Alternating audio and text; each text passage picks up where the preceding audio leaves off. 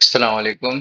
तो आज हम शुरू करेंगे chapter number 4 sequence and series और इसकी एक्सरसाइज नंबर 4.1 जिसका क्वेश्चन नंबर 1 है। उसमें हमें कह रहे हैं कि find the nth term rule of formation of each of the following sequences. मतलब हमें भाई एक कोई सी भी सीक्वेंस दी हुई है और हमें इसका एक फार्मूला होता है ना, वो फार्मूला बनाना है। और फार्मूला कैसे बनाना है? nth टर्म में बनाना है। nth टर्म क्या होती है? n होता है कोई सा भी नंबर, अब उसकी जगह पे हम कोई सा भी नंबर पुट करते जाएंगे और हमारा आंसर आता जाएगा। तो उसका कह रहे हैं कि फॉर्मूला बनाएं। खैर जब हम क्वेश्चन करेंगे तो आपको और अच्छा से समझ आ जाएगा। तो इसका क्वेश्चन नंबर 1 हम शुरू करते हैं। अब क्वेश्चन नंबर 1 हमारे पास था इसका।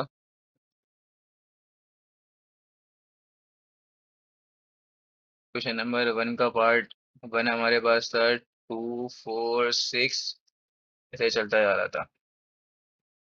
ठीक है, अब जरा इसमें आप एक बात नोट करो कि यहाँ पे 2 4 6 हमारे पास जो ये टर्म लिखी हुई है, ठीक है। तो ये 2 का टेबल नहीं है। नोट करो 2 4 6, इसके बाद क्या होगा? 8 होगा, इसके बाद 10 होगा।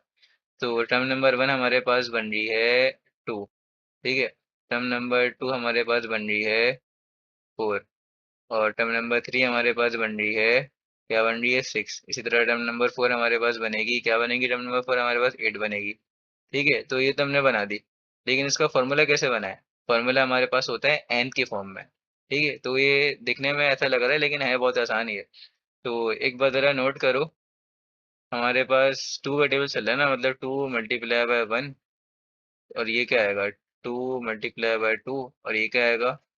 2 × 3। और ये क्या आएगा?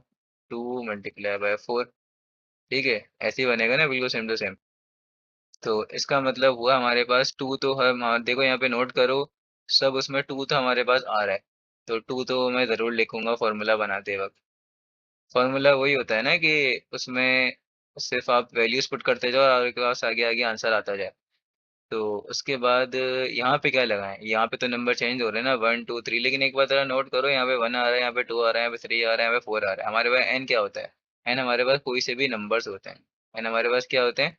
कोई से भी नंबर्स होते हैं। तो बस हमने यहाँ पे एन की जगह पे एन लगा दिया। इसका फॉर्मूला हमारे पास बन गया 2n, ये बन गया। एन हमारे पास क्या होता है? एन हमारे पास होता है नंबर्स। ठीक है। तो मतलब आप एन जब भी लेते हो ना, आपने ये क्लास 9 में भी पढ़ा होगा। तो जब हम एन की वैल्यूज लेते थे तो पहली वैल्यू लेते हैं 1, फिर 2, फिर 3, फिर 4, फिर 5, ऐसी सो ऑन चलती रहती चलती रहती। जरूरी नहीं है 1 से शुरू करो, 0 से भी शुरू कर सकते हो, लेकिन कंडीशन पे डिपेंड करता है हमारे पास ये। तो 0 से भी शुरू कर सकते हो, माइनस की भी किसी भी वैल्यू से शुरू कर सकते हो। एन बस बेसिकली हमारे पास एक नंबर है। तो हमारे पास इसका आंसर क्या आ गया? हमारे पास इसका आंसर आ गया 2n। ठीक है, अब आप जरा यहाँ पे एन की जगह पे पुट करो। सबसे पहले क्या पुट करेंगे? मैंने बोले कंडीशन के हिसाब से पुट करते हैं ना। एन की जगह पे मैं पुट कर दूंगा 1। तो आंसर क्या आ जाएगा? ये मैंने पुट किया हुआ, तो यहाँ पे देखो मैंने पुट किया हुआ है। 2 1 जा 2 होता है, फिर 2 2 जा 4। पहले एन की जगह पे 1 पुट करेंगे, फिर एन की जगह पे 2 पुट करेंगे, फिर एन की जगह पे 3 पुट करेंगे। तो हमारे पास पूरी वही सीक्वेंस बन रही है। तो इस सीक्वेंस का हमारे पास ये पूरा का पूरा आंसर बन गया। ठीक है।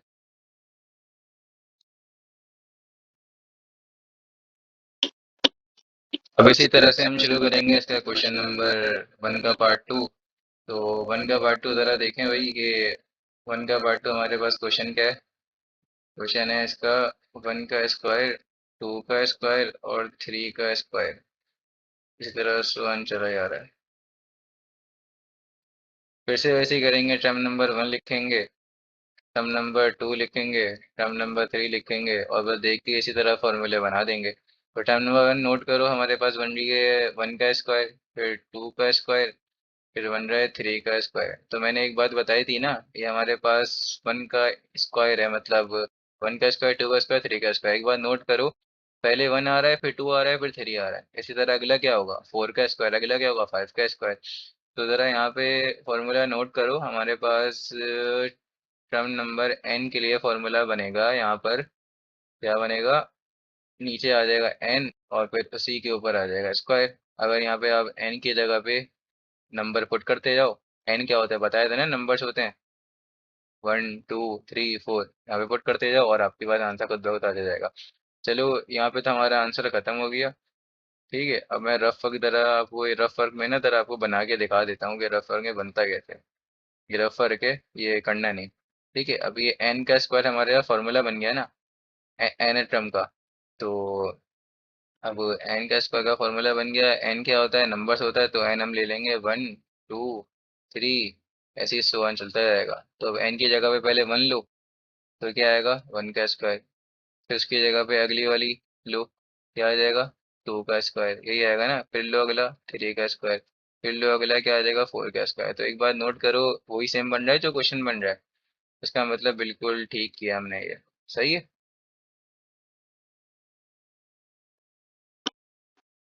तो अब शुरू करेंगे हम इसका पार्ट 3, जो कि लिखा हुआ है हमारे पास 3 9 और 27।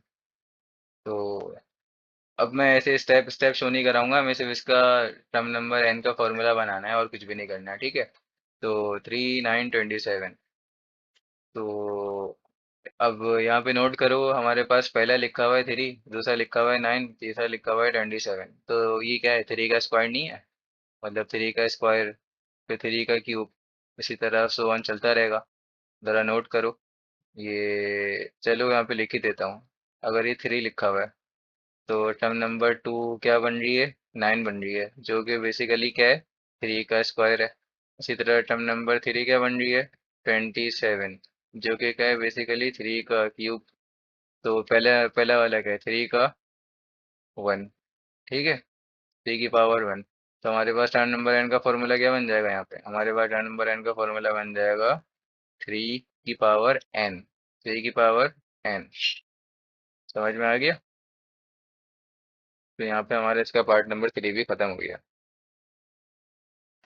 अब करेंगे इसका पार्ट नंबर 6, करेंगे इसका अब हम। तो पार्ट नंबर 6 में अब हमें नोट करना पड़ेगा कि भाई सीक्वेंस क्या बन रही है, तो उसी के मुताबिक हमें फॉर्मूला इसका बनाना पड़ेगा। तो अब देखो, आप लोग ये सवाल करोगे कि अब हम पहचाने कैसे कि भाई इसमें ये हो रहा है, इसमें ये हो रहा है, इसमें ये हो रहा है। तो ये चैप्टर हमें पहले भी पढ़ाते हैं, ठीक है, पहले की क्लासेस में भी पढ़ाते हैं। ऊपर से जितनी प्रैक्टिस करोगे ना, तो इसी तरह की सीक्वेंस ही लिखी हुई आती हैं, जैसे अभी हमने क्वेश्चंस में करी है ना, इसी तरह की सीक्वेंस ही लिखी हुई आती हैं नॉर्मली। तो प्रैक्टिस कर करके पहचान जाओगे कि इसमें क्या हो रहा है, इसमें क्या हो रहा है, इसमें क्या हो रहा है। तो प्रैक्टिस करो, वही इसका एक हल है। अब देखो, ये हमारे पास क्या लिखा हुआ है, पहले लिखा है 1, उसके बाद लिखा हुआ है 8, फिर लिखा है 27, फिर लिखा हुआ है 64। तो 8, 27 और 64, 8 हमारे पास किसी नंबर का ट्रिपल बनता है बिल्कुल, मतलब पावर 3। 27 ही बनता है, 64 ही बनता है। तो यहाँ पे हमारे पास बेसिकली, मैंने तो ऐसे पहचाना है कि हमारे पास अगर 1 की पावर 3 हो जाए, तो 8 भी किसी की पावर 3 होती है भाई, 2 की पावर 3 होती है। उसके बाद 27 क्या होता है, 3 की पावर 3 होती है। उसके बाद 64 क्या होता है, 4 की पावर 3 होती है। तो बस मिल गया बैठे बैठा है मुझे फॉर्मूला, T n। और 1 2 3 ये पूरा चल रहा है ना तो लाइन से, तो इसको तो हम n बना देंगे, और n के ऊपर क्या लिखा हुआ है, 3। बस ये हमारे पास हो गया आंसर। और अगर लगाना चाहो तो रफ वर्क में, चलो इसका रफ वर्क दिखाई देता हूँ, रफ वर्क बना के। तो हमारे पास जो फॉर्मूला था वो ये था, ठीक है, जो मैंने बनाया है। अब लगाओ इस पे, n की वैल्यू पहले लो, 1, फिर 2, फिर 3, फिर 4, ऐसे सो वन लेते रहना। तो पहले टर्म नंबर 1, n की वैल्यू 1 ले ली, 1 के ऊपर क्या बन गया, क्यूब। फिर इसी तरह टर्म नंबर 2, n की वैल्यू n की जगह पे क्या ले लिया, 2 ले लिया, तो 2 की पावर 3।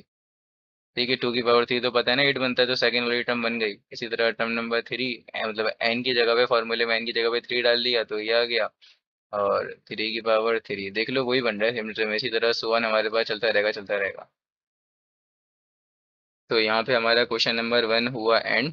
इसके बाद हम करेंगे क्वेश्चन नंबर 2 नेक्स्ट वीडियो में। अब हम करेंगे इसका पार्ट नंबर 4। तो पार्ट नंबर 4 में देखो क्या सीक्वेंस बनती है। अब तो मैंने सब आपको समझा दिया ना इतना, तो अब मैं थोड़ा जल्दी जल्दी बढ़ूंगा आगे। तो अभी देखो, टर्म नंबर 1 हमारे पास लिखी है 1/2, और टर्म नंबर, इसके बाद टर्म नंबर 1 लिखी है 1/2, टर्म नंबर 2 लिखी हुई है 2/3, और टर्म नंबर 3 लिखी हुई है 3/4, और टर्म नंबर 4 लिखी है 4/5।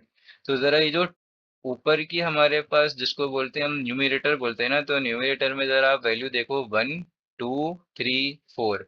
मतलब ऊपर तो हमारे पास क्या लिखा हुआ है, ऊपर हमारे पास एन लिखा हुआ है जरूरी। ठीक है। नीचे नीचे का समझ नहीं आ रहा, नीचे तो आपकी यहाँ शुरू ही 2 से हो रही है, 3 4 5। चलो ये बात तो ठीक है कि एन बन सकता है, लेकिन एन ऐसे थोड़ी ना बन सकता है कि भाई आपके पास शुरू ही 2 से हो रहा हो। अगर आप एन शुरू कर रहे हो 1 से ना, तो फिर सब जगह ही 1 से ही शुरू होगा। उसी उस क्वेश्चन की बात कर रहा हूँ, उस क्वेश्चन में। ठीक है। और बेसिकली ये 1 से ही शुरू होता है। तो अब क्या होगा भाई, यहाँ पे हमारे पास 2 लिखा हुआ है, 3 लिखा है, 4 लिखा है, 5 लिखा हुआ है, ये तो ऐसे तो नहीं हो सकता। लेकिन अगर मैं इसको इस तरह से तोड़ दूं, एक ही बात है, अलग अलग बात है। 1 + 1 और इसको तोड़ दूं 2 अपॉन, ये हो जाएगा 2 + 1।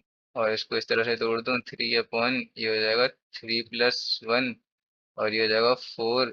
और ये हो जाएगा, ये हो जाएगा 4 + 1। अब जरा एक बात नोट करो, ये 2 और ये 2 सेम नहीं आ रहा। यहाँ पे 3 3 सेम आ रहा है, 4 4 सेम आ रहा है, 1 और 1 सेम आ रहा है। इट मीन्स हमारे पास ये n है। मतलब यहाँ पे n और यहाँ पे आ गया +1। ये नहीं बन रहा। तो हमारे पास इसका आंसर आ गया T N, term number N, term का फॉर्मूला बन गया हमारे पास n/n+1। ठीक है। अब चाहो तो जैसे मैंने ऊपर रफ वर्क में वैल्यूज पुट की थी ना, उस तरह से ये देखो, मैंने यहाँ पे वैल्यूज पुट की थी रफ वर्क में। तो इस तरह से अगर आप करना चाहो तो पुट कर लेना, आपके पास पूरी सीक्वेंस यही बनेगी, 1 2, 1/2, फिर 2/3, फिर 3/4। आंसर बिल्कुल सेम बनेगा। अगर आंसर चेक करने के लिए करना चाहो तो कर लेना, वरना ठीक है, कोई मसला नहीं है। अब हम शुरू करेंगे इसका पार्ट नंबर 5। तो पार्ट नंबर 5 में ज़रा क्वेश्चन देखो, हमारे पास एक नई नई तरीके का बिल्कुल क्वेश्चन आ गया, जो कि लिखा हुआ है 1, -1/3, 1/9, -1/27। ऐसा इस तरह की हमारे पास जो सीक्वेंस लिखी होती है वो हमारे पास कहलाती है ज्योमेट्रिक सीक्वेंस। अब इस चैप्टर में आगे तो हम पढ़ेंगे कि अरिथमेटिक सीक्वेंस क्या होती है, ज्योमेट्रिक सीक्वेंस क्या होती है, और जो इसका पार्ट 1 था ना हमारे पास, वो अरिथमेटिक सीक्वेंस थी। ठीक है। तो हम भी सब आगे पढ़ेंगे, तो मैं आपको बाद में बताऊंगा। अभी बस आप ऐसे समझ लो कि हमारे पास ज्योमेट्रिक सीक्वेंस का फॉर्मूला होता है, हम वो यूज़ करेंगे यहाँ पे। तो ज्योमेट्रिक सीक्वेंस हमारे पास होती है, मतलब उसका फॉर्मूला होता है P n a r n - 1। ठीक है, ये फॉर्मूला होता है। तो ए की वैल्यू भी पता होनी चाहिए आपको, आर की वैल्यू भी पता होनी चाहिए। और एन तो आपको पता है क्या होता है। एन हमारे पास नंबर्स होते हैं जो हम बेसिकली लेते रहते हैं, 1 2 3 4 5 6, ऐसे सो ऑन लेते रहते हैं। तो ए की वैल्यू हमारे पास, ए हमारे पास हमेशा कहलाती है पहली टर्म। फर्स्ट टर्म जो होती है ना, वो हमारे पास कहलाती है ए। समझ गए। तो ए की वैल्यू क्या हो गया हमारे पास, ए की वैल्यू हो गई हमारे पास 1। और आर की वैल्यू क्या है, अच्छा आर हमारे पास होता है कॉमन, जो कॉमन रेशियो कहलाता है यार। ठीक है। अब आर, ज्योमेट्रिक सीक्वेंस का कैसे आर निकालते हैं, अच्छा मैं यहाँ पे मेंशन कर देता हूँ कि हमारे पास ज्योमेट्रिक सीक्वेंस है। ठीक है।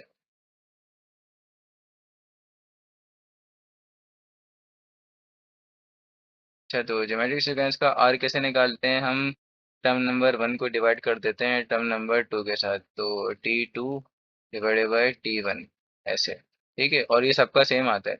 अगर आप ये भी कर दोगे ना, T3/T2 करोगे, ये भी सेम आएगा। या अगर आप T4/T3 करोगे, ये भी सेम आएगा। ठीक है। तो अगर करना हो तो करके देख लेना। तो आर का अगर मैं करूँ T2/T1, तो T2 क्या है, टर्म नंबर 2, टू की टर्म नंबर 2 मेरे पास लिखी है, माइनस का 1/3। और टर्म नंबर 1, टर्म नंबर 1 को इसके साथ मैं क्या करूँ, डिवाइड, डिवाइड बाय 1, ऐसे लिख दूँ, एक ही बात होती है ना, डिवाइड बाय 1। तो इसका आंसर मेरे पास बनेगा आर का आंसर मेरे पास बना माइनस का 1/3। ठीक है। तो आर का भी आंसर मेरे पास आ गया। बस अब कुछ भी नहीं करना, आपको यहाँ पे नॉर्मल निकाल लेना है। ए की वैल्यू पुट करूंगा ए की जगह पे, तो ए की वैल्यू आएगी 1। और फिर उसके बाद आर की वैल्यू है मेरे पास -1/3। और उसकी जगह पे आ जाएगा ऊपर n-1। ठीक है। पी एन, अब ये मेरे पास बना। अगर इसको मैं सॉल्व करूं तो बताओ, ये सॉल्व करके क्या बनेगा, कुछ बताओ। हमारे पास ये वाला जो 1 है, ये तो 1 हट ही जाएगा ना, 1 इससे मल्टीप्लाई हो गया, तो उसको लिखो ना लिखो एक ही बात होती है। तो मैं डायरेक्ट यही लिख देता हूँ, 1/3। और इसके ऊपर n-1।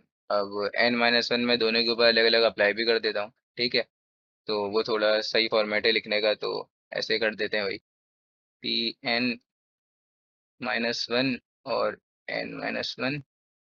ठीक है, और अब इसी तरह से 3 के ऊपर भी जाएगा, अगर इसके ऊपर जा रहा है तो इसके ऊपर भी तो जाएगा ना, दोनों के ऊपर जाता है। तो अब क्या हो गया, -1 के ऊपर तो चले गया, तो यहाँ पे मैंने 3 के ऊपर भी डाल दिया, और यही हमारे पास फाइनल आंसर हो गया। लिखना चाहते हो तो ये भी लिख देते, बिल्कुल ठीक था, ये भी आंसर करेक्ट था, ये भी आंसर करेक्ट है, लेकिन जो सही फॉर्मेट है वो नीचे वाला फॉर्मेट है, तो मैंने उसमें लिखवा दिया आप लोग आंसर। ठीक है।